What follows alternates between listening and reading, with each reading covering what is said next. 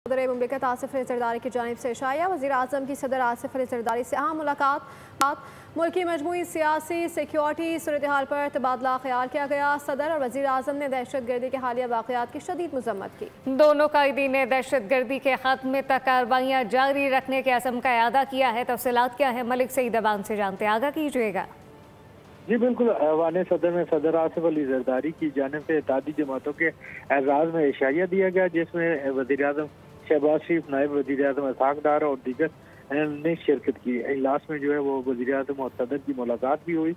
मुलाकात के तौर पर मुल्क की मजमूई सियासी और सिक्योरिटी सूरत हाल पर तबादला ख्याल किया गया। सदर मुमलिकत और वज़ीर आज़म ने दहशत गर्दी के हालिया वाक़यात की शदीद मज़म्मत की। दोनों कायदीन का इस अज़म का आयदा किया कि गैर मुल्की पुष्टपनाही याफ्ता दहशत गर्दों और इनके सहूलतकारों के खिलाफ कार्रवाइयाँ दहशत गर्दी के मुकम्मल खात्मे तक जारी रहेंगी।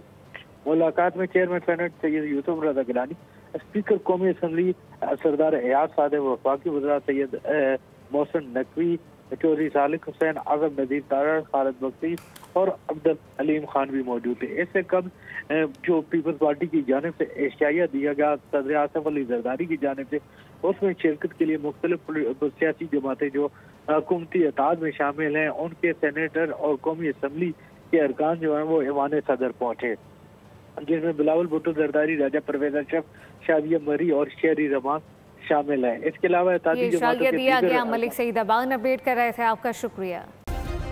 सब्सक्राइब करें और बेल दबाएं ताकि कोई खबर रह न जाए।